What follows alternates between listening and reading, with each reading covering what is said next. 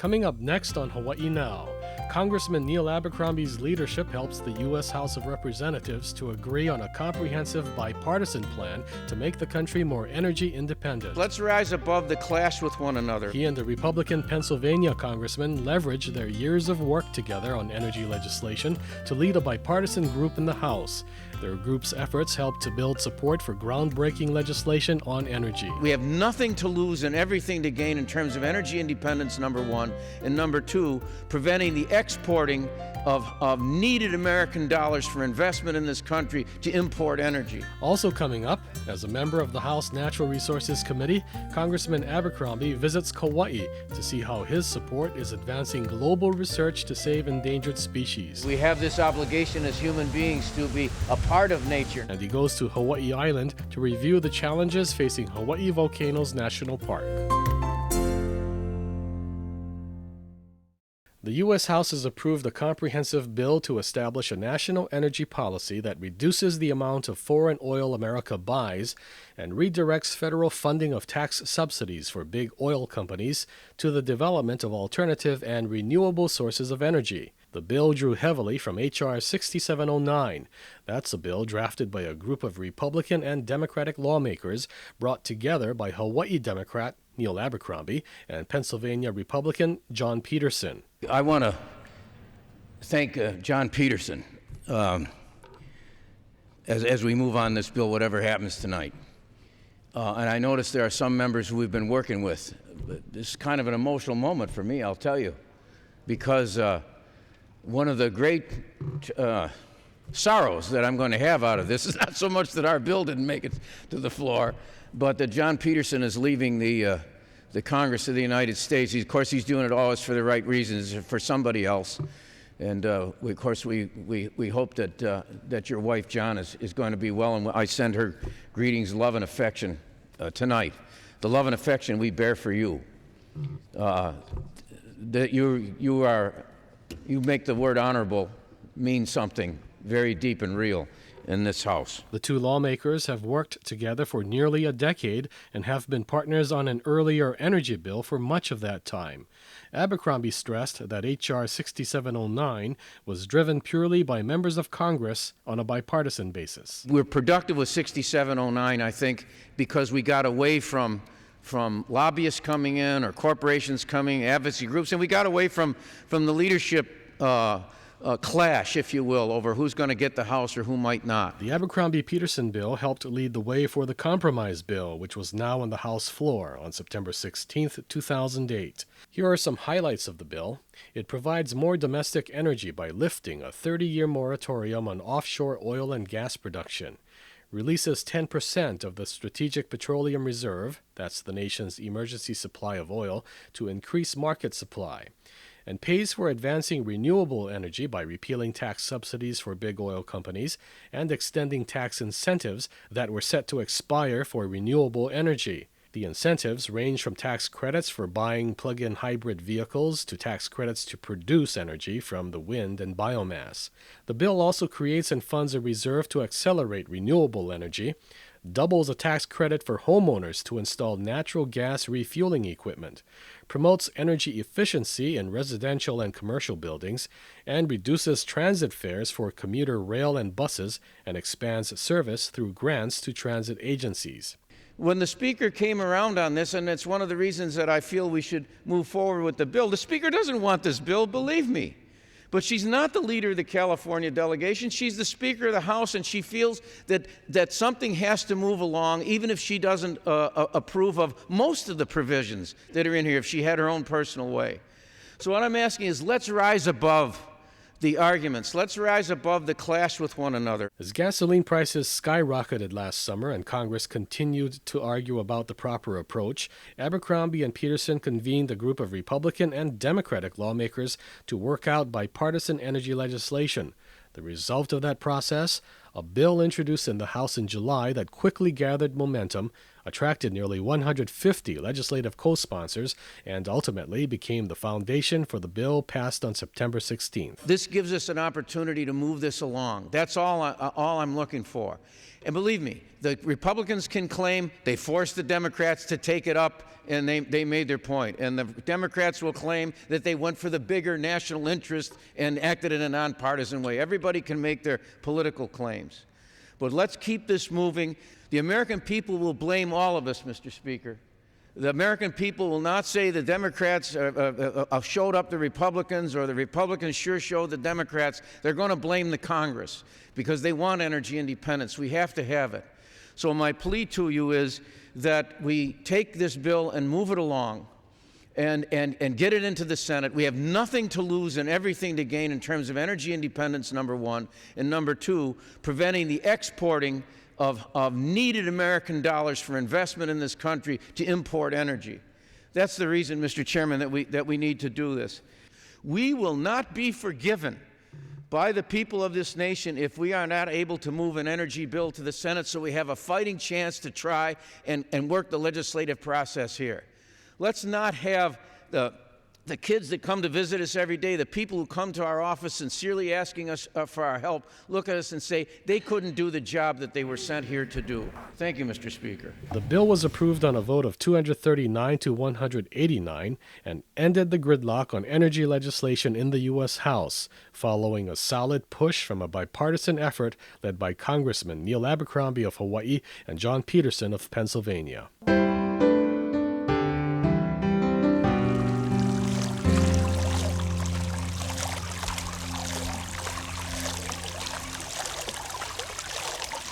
Tucked in Kauai Valley is one of Kauai's most stunning locations, and to many people, perhaps Hawaii's best-kept secret, the National Tropical Botanical Garden, a network of gardens and preserves in Hawaii and Florida. The garden works to save plants from extinction and to protect native and endangered plants from Hawaii and around the Pacific region. Beautiful. The garden does scientific research, conservation, and education to perpetuate the survival of plants, ecosystems, and cultural knowledge of tropical regions. That includes sustaining rare and endangered species, some of them in international collections of plants. The staff's work includes maintenance of a database with thousands of entries for every plant collected, grown, and preserved in the garden and restoration projects. The records help to define a botanical garden from a display garden. This is the only tropical botanical garden chartered by Congress which commits the federal government to the garden's mission. Private nonprofits are granted charters only when a compelling case is made to Congress that an organization will serve an important national and public need. Truthfully, I mean, it really is a true statement. We would not be here if it wasn't for the Allerton. Congressman Neil Abercrombie, a member of the U.S. House Natural Resources Committee, has worked in Congress to help shore up the garden's financial foundation, which is supported by private donations and some federal funds. It's an honor to have a true public servant, somebody who has given most of his adult life to being an advocate for Hawaii up in Washington, D.C. The garden is a living laboratory of tropical plants in 5 gardens and preserves. 4 of those areas are in Hawaii, 3 on Kauai, 1 on Maui. Amazing. It all started with these springs up on the hillside, and they channeled it into a holding tank, and they distributed and created all these water features that recycle water.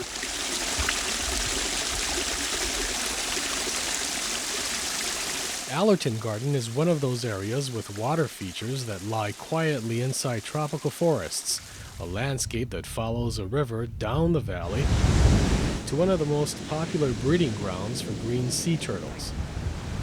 Every child in Hawaii who has a love of this land and who intends to make their home for the rest of their days in Hawaii should have the experience of coming here. This garden, started by Queen Emma in the 1800s, sustains plants selected by the Allerton family for their visual interest. The wealthy Chicago family bought the land in the 1930s and gave the garden a European flair, accented by a love of water sounds. The life of the garden is supported by other vital facilities. So this is the bottom or the most secure part of this complex. Workers inside the hurricane-proof Botanical Research Center care for a herbarium, library, and plant collections, which support scientific research and conservation programs. We're using climate control as a way of controlling pests and pathogens in this building. When we go to the other side here, you'll see a large walk-in freezer, and behind that a plate glass window. That's the area we call the dirty room. So all of these materials, when the collectors bring them back out of the field, they'll be dried out there in a non-clean part of the building. They'll then go through 2 weeks in the freezer. They'll come in here and they'll be mounted on these archival sheets and stored in the herbarium. This cabinet here contains the type specimens. So when our collectors go out wherever they're working in the tropical world and they discover new species of plants, those plants are discovered and brought back as dried herbariums, as dried specimens, mounted on herbarium sheets like this, and these are a permanent record of the biodiversity wherever our collectors go. The type specimens are the original plant that was collected and used to describe that new species. And so these represent really invaluable knowledge, both in terms of the morphological characteristics, what does a plant look like? Does it have hair on its leaves, or what kind of this flower and this and that? But today these specimens become even more important because they represent all of the chemical archives in these plants as well as all of the DNA.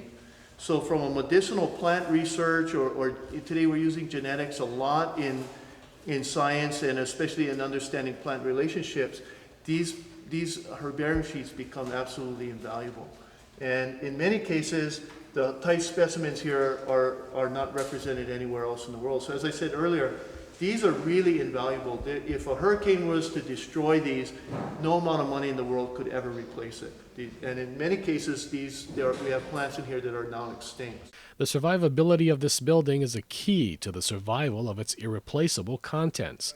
The herbarium has the most extensive recent collection of existing Hawaiian and Marquesan plants, with more than 60,000 specimens. And unfortunately, this kind of knowledge was lost to Europe. The library's 44,000 books, prints, and images make up the largest botanical and horticultural collection in Hawaii, dating back to the 16th century. The library includes botanical books, records, and other documents, such as unpublished notebooks of field collectors and correspondence of botanists.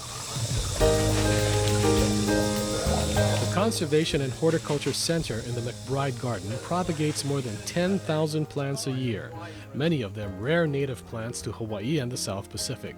The center and its nursery help the National Tropical Botanical Garden to do its research in botany, horticulture, conservation biology, and restoration ecology. The emphasis in the McBride Garden is collecting wild plant specimens native to Hawaii and other Pacific islands. The result, the world's largest collection of native Hawaiian plants. Scientists believe that 1/3 of the world's tropical plants are threatened by extinction, and Hawaii and the Pacific region are considered hotspots for this danger. About 150 plant species in Hawaii have 50 or fewer individuals alive in the wild. This is a very rare plant called Lysimachia, which is the only plant in existence in the world of this extremely rare species. Thought to have been extinct for over 60 years. This was discovered by one of our collectors growing on an extremely steep cliff. He was able to collect it, and we've been successful in propagating this one plant. So the only one in the world exists right here.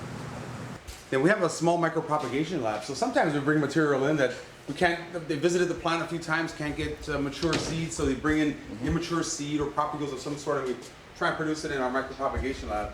So most plants go through this triage and wind up going straight to either our seed bank for storage, or else we do germination of the seeds and plant them out right away, or if it's cuttings, before they dry out, they got to go right straight into the mist table and start getting rooted. One of the projects here involves researchers investigating the recent attack across Hawaii by the tiny, almost microscopic gall wasp, which is killing off the willy-willy. Workers are looking for a way to enlist the natural predator of the wasp to fight back. The garden has the world's largest collection of a plant in the genus called Erythrina. And Hawaii has a native Erythrina. It's called the willy-willy, Erythrina sandwichensis. And the willy-willy is on the verge of being driven into extinction because of a gall wasp, an introduced insect from Africa. that has just decimated the populations throughout the islands. And in fact, it's destroyed a big percentage of our world collection of erythrina. But what we're finding is that the gall wasp is a really weak flyer. It can't get into our greenhouse here, so you can see how lush, and we've reduplicated our collection here in our greenhouse. But what we've also discovered is that the gall wasp is not affecting our African species. And so we're now working with the University of Hawaii and other places to help identify potential biological controls, and I think they're about to release something. That's right. We have a project now with Leila Kaufman, who's doing a baseline study first. She's documenting how much infestation we have. She's working here, she's working at Makawai Cave and in Waimea Canyon, 3 populations. And once they're finished, they're almost ready to release 2 kinds of biocontrol, and then they'll monitor to see, does it catch on, how soon does the infestation go down, is it really effective for a broad scale release or not. So we're being used kind of as a test ground for that, since we have so many erythrinas and they're mostly infested. Yeah, when you fly into Hana, it's terrible to see whole sections of just gray.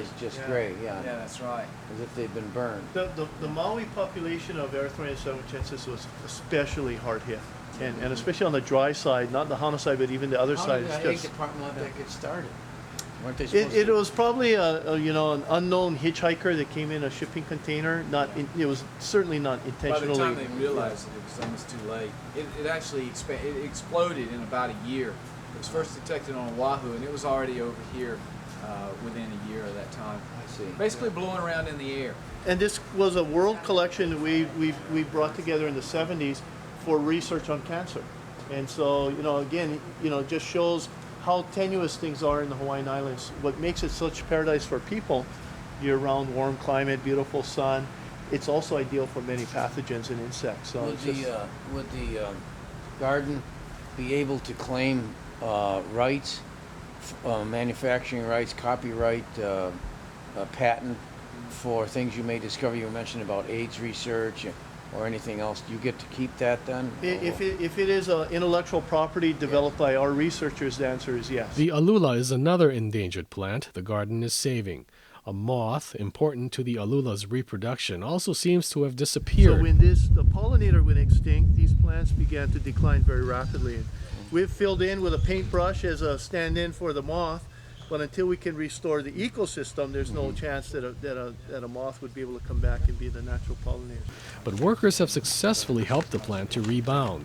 This is a part of the garden's overall conservation effort to find endangered plants, grow them in a nursery, and reintroduce them into the garden or other locations to rebuild native plant populations. Our latest survey shows only 1 individual of this species still remaining out in the wild outside of our care.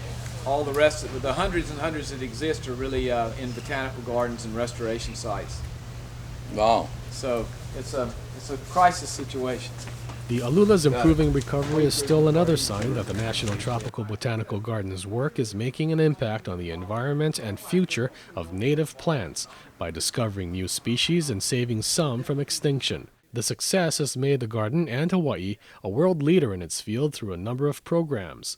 And one of those programs has even identified a drug that's being tested and could someday be used to protect people from HIV. Congressman Abercrombie's first visit here leaves a strong impression, and the garden's staff gathers to hear his vow to do all he can in Congress to keep the National Tropical Botanical Garden strong. In my estimation today, I think I understood for the very first time that the life of the land is indeed perpetuated in righteousness. That we have this obligation as human beings to be a part of nature, not to conquer nature, overcome nature, subdue nature, but to take up our role in nature's course that's meant for us. And so I thank you, I give you my deep mahalo, my most profound gratitude to you for your role, whatever it may be, in the preservation and extension of what this land means. It is one of the signal days of my life to be here with you today, and I look forward to coming back and spending lots more time here to renew myself, renew my soul, and renew my commitment to you and to Hawaii. Mahalo.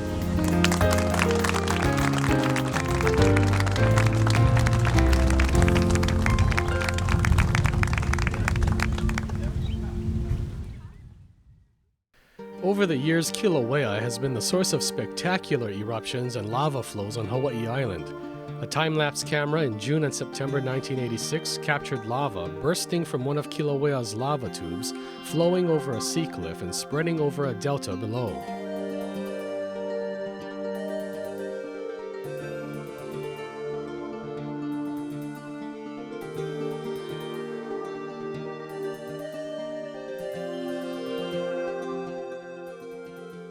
Today at Kilauea, a vent is billowing gas, dust, and bits of volcanic glass as magma rises up through an underground conduit and out of a break in the surface at Halemaumau Crater in Hawaii Volcanoes National Park, which is home to Kilauea, Hawaii's most active volcano. This eruption began in March 2008 and produces a plume that towers thousands of feet over the island. It's one of a number of changes on Kilauea Volcano's summit and adjacent areas that have occurred this year.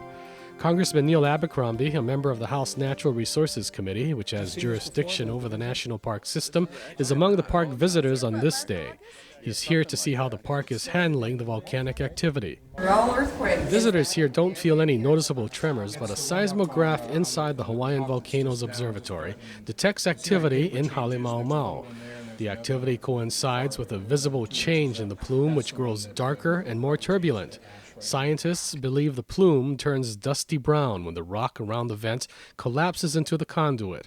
Gas rushing at a high speed to escape the vent gathers bits of rock to color the plume. But again, this is how you manage an active volcano. Park Superintendent Cindy Orlando says this eruption and other volcanic activity in the park poses unique challenges to her staff, which constantly monitors the sulfur dioxide or SO2 gas emissions. The park works with other federal agencies such as the National Weather Service and USGS, the U.S. Geological Survey, to monitor the gas levels and to guard public safety. Their job is to monitor that volcano. They give me the information I need to make decisions about visitor use and enjoyment of the park. But subsequent to all of this coming into play and the acquisition of all the monitoring equipment that we needed, as well as additional air quality stations, and then individual handheld monitors that every ranger in the field now has. Yes. We can make decisions based on, it's usually isolated pockets of nasty air. Sure. So we should never have to close down the entire park at the same time ever again. We can make decisions and close incrementally parts of the park. In March is when it first started venting out, and it's gotten bigger and larger over the months. Basically what you're seeing here at the magma chamber, remember where you start with the down deep, the magma chamber is really right in this part. It's in this half of the caldera. It's not up in this area. It starts here, goes on the other side of the old Chain of Craters Road, and it's about 2 miles across. And if you look at the diameter of Halemaumau, and you imagine that standing on edge, that's how far it is to the top of the magma chamber. It's only down about a half a mile right over here on this side of the caldera. So it's all moving. It's all It's all moving. Always moving. We just don't know a whole lot about where and when and how. It's a pretty complicated system under there. Yeah, and so we've got the lava's worked its way up, down at the bottom of this hole. It glows at night. The lava's down only a few hundred feet down in the hole. They've actually done overflights. You can see it down in there. So it is up close. Every day they've got trays out that they're doing collection. The U.S. Geological Survey people are here again, and they're picking up everything from juvenile lava, that's lava that's never been up, and ash. So the juvenile lava, things like the Pele's tears, Pele's hair, small pieces of spatter and stuff. We have a chunk in there. It's about so big you can see. And so that's the juvenile stuff, showing that the lava's actually made it up close enough to be erupted, and that's going on as we speak. It's not really a major eruption like most people imagine lava to be, but it is an eruption. And there is ash included in there, other pieces of tephra, which is pieces on the side that have gone down and been ejected out with the juvenile lava.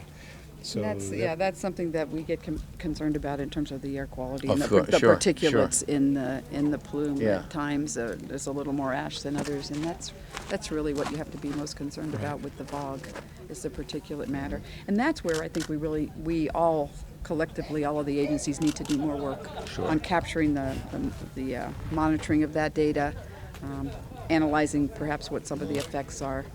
Right now it's ranging anywhere from 700 or 800 tons to sometimes 1,500 tons a day coming out of here. Yeah. Yeah. Isn't that So it's amazing? exacerbated, That's and tons. that's the issue, That's so it's tons double. Tons. of material coming up. Now I did this Isn't for that Jim Deal. something? He probably still has the thing, but at 200 tons a day, it was enough sulfur coming out, sulfur dioxide coming out every day, just to the 200 tons a day here to fill 150 Goodyear blimps. Well, we have monitoring devices for sulfur dioxide gases in the air. And so these are personal monitoring devices. So they tell us what the parts per million are of sulfur dioxide in the air. Every ranger in the field now has one of these and can give us a situational report at any given time that, you know, we're going into code orange or we're in yellow. Or Where's the part of it that detects what's in the air? Like, where's the sensor part? The white cotton on the top. Ah, okay. So the air goes in there and then it gets evaluated. We now have the opportunity to, by downloading this, we can now capture and develop a baseline, establish a baseline, which we've never had before. So We're actually registering detectable sulfur dioxide in the air right now.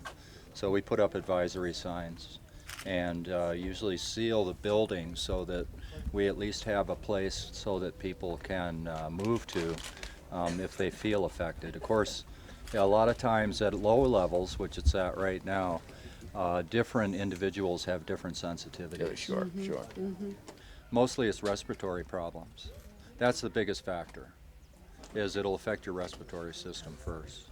But you can get stinging in your eyes if it starts raining eyes. droplets, so we get acidic rain here. And you know, the visibility isn't very good either. So sometimes we have low visibility on the roadway, which is a side effect.